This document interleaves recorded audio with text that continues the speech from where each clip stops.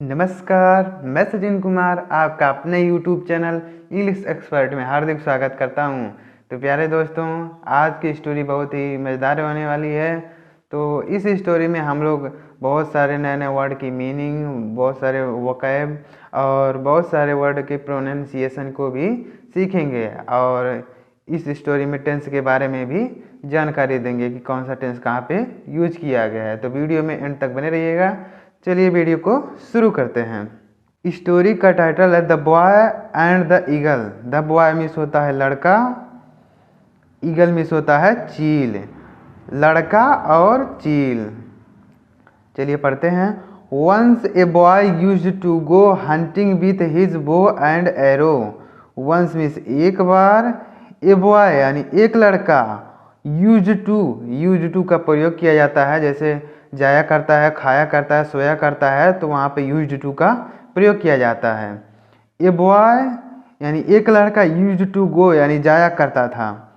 एक बार एक लड़का यूज्ड टू गो यानी जाया करता था, हंटिंग यानी शिकार करने, विथ यानी साथ में, हिज यानी अपने, बो यानी धनुष, बो मिस होता है धनुष, एंड एरो, एरो मिस होता है तीर। यानी एक बार एक लड़का अपने तीर और धनुष के साथ शिकार करने जाया करता था। वन डे ही सा an eagle dropping a dead snake in its nest. One day यानी एक दिन, ही सा यानी उस लड़के ने, सा मिस देखा, यहाँ पे सी का सेकेंड फॉर्म आया सा, इसलिए यहाँ पे पास्ट इंडेफिनिट टेंस है, सब्जेक्ट प्लस मेन वर्ब का सेकेंड फॉर्म। ही सा यानी उसने देखा, एन ईगल यानी एक चील को, उसने एक चील को देखा, ड्रॉपिंग यानी गिराते हुए यानी छोड़ते हुए। ड्रॉपिंग मीन्स होता है किसी चीज़ में, किसी चीज़ को गिराना तो बोलते हैं ड्रॉपिंग। ड्रॉपिंग यानी गिराते हुए, ए डेड स्नेक यानी एक मरे हुए सांप को, ए डेड स्नेक यानी एक मरे हुए सांप को, इन यानी में, इट्स नेस्ट यानी अपने घोंसले में। एक दिन उस लड़के ने यानी वो जो शिकार करने वाला लड़का था, उसने देखा कि एक जो चील है वह मरे हुए सांप को अपने घोंसले में गिरा रहा है। देन यानी तब, it flu away, it flu यानी जो चील था, फ्लू माने उड़ गया, यहाँ पे भी पास्ट इंडेफिनिट टेंस है। फ्लू, फ्लाई मिस होता है उड़ना, यहाँ पे लिखा गया फ्लू, फ्लू मिस होता है उड़ गया, मतलब वह चील जो है उड़ गया, फ्लू अवे यानी उड़ गया। The boy approached the nest and saw an eaglet in it. The boy यानी लड़का, अप्रोच्ड मीन्स आगे गया, यानी लड़का चलकर जो है आगे गया, द नेस्ट यानी घोंसले के पास, लड़का जो है चलकर घोंसले के पास गया। एंड सा मीन्स देखा, एन एगलेट यानी एक चील के बच्चे को, एंड सा और देखा, एन एगलेट यानी एक चील के बच्चे को, एगलेट बोलते हैं चील के बच्चे को। इन इट यानी उसमें, यानी वह लड़का उस घोंसले के पास चल कर गया और उसने एक चील के बच्चे को उसमें देखा। टू ही सरप्राइज यानी उसको आश्चर्य कर देने, टू हीज सरप्राइज यानी उसको आश्चर्य कर देने वाली बात यह थी, यानी हैरान कर देने वाली बात यह थी। सरप्राइज मिस होता है आश्चर्यचकित यानी हैरान कर देने वाली बात यह थी। द स्नेक स्टिड, द स्नेक यानी सांप, सांप में स्नेक मिस होता है सांप, स्टिड यानी हड़कंप थी, यानी सांप में जो है हड़कंप मची थी, यानी सांप अभी जिंदा था। वो जो है चील जो है सांप को छोड़ा था, वह सोच रहा था कि सांप मर गया है, लेकिन वह सांप अभी जिंदा था। द स्नेक स्टिड यानी सांप में हड़कंप थी। It was still alive, it माने वह जो सांप, वाज माने था, स्टिल अलाइव यानी अभी जिंदा था, स्टिल मिस होता है अभी, अलाइव मिस जिंदा, सांप अभी भी जिंदा था, यानी सांप में हड़कंप थी और सांप अभी भी जिंदा था। The snake saw the eaglet and was about to strike it.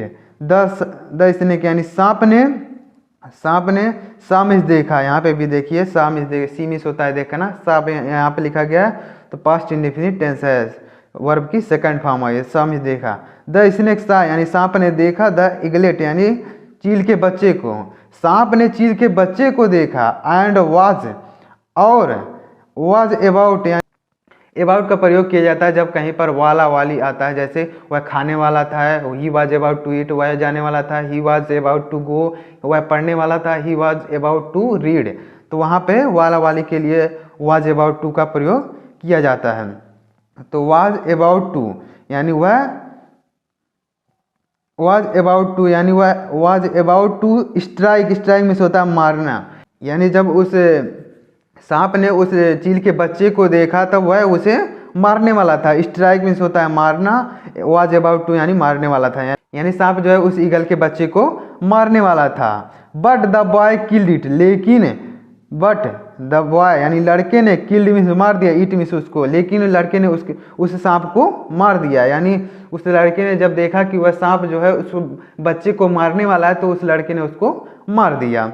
Because यानी क्योंकि he has saved it life, because यानी क्योंकि ही हैड सेव्ड यानी उसको बचाना था, ही हैड सेव्ड यानी उसको बचाना था, यानी उस लड़के को बचाना था, इट्स लाइफ यानी उसका जीवन, यानी उस चील के बच्चे का जीवन जो है बचाना था, इसलिए उसने सांप को मार दिया।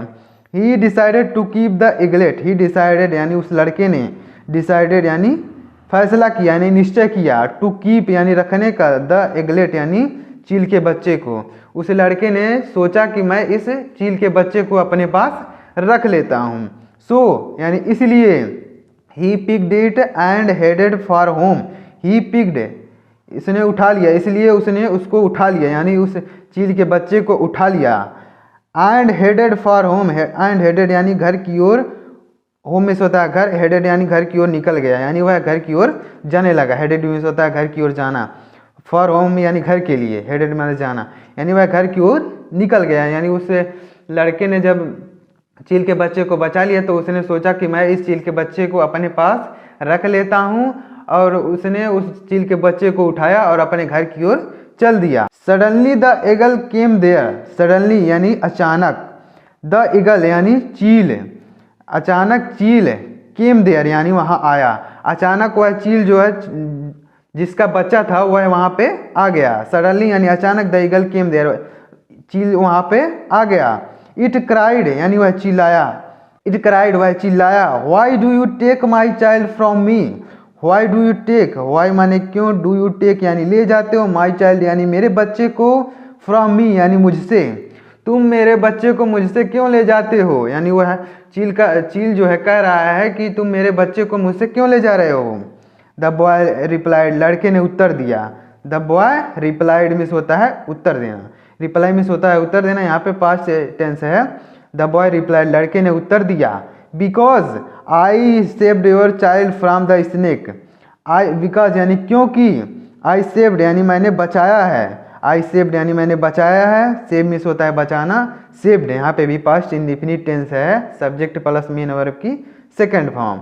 आई सेव्ड यानी मैंने बचाया है, योर चाइल्ड यानी तुम्हारे बच्चे को, मैंने तुम्हारे बच्चे को बचाया है, फ्रॉम यानी से, फ्रॉम मीन्स होता है से, द स्नेक यानी सांप से, यानी मैंने तुम्हारे बच्चे को सांप से बचाया है। That you did not kill, that यानी जिसको, यू डिड नॉट किल यानी तुमने नहीं मारा था, जिस सांप को तुमने नहीं मारा था उस सांप से मैंने तुम्हारे बच्चे को बचाया है, इसलिए मैं इसको घर ले जा रहा हूँ।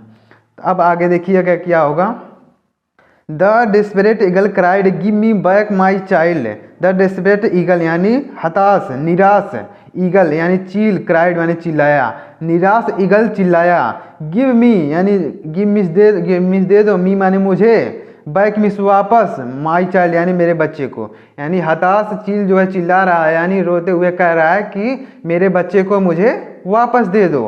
And I will help to hunt, I will and means और आई विल हेल्प मैं मदद करूंगा, हेल्प मिस होता है मदद करूंगा, यू माने तुम्हारी, मैं तुम्हारी मदद करूंगा, टू हंट यानी शिकार करने में, और मैं तुम्हारी मदद करूंगा शिकार करने में। वह चील कह रहा है कि तुम मेरे बच्चे को वापस दे दो और मैं तुम्हारी मदद करूंगा शिकार करने में। द बॉय एग्रीड यानी लड़का मान गया, राजी हो गया, लड़का मान गया।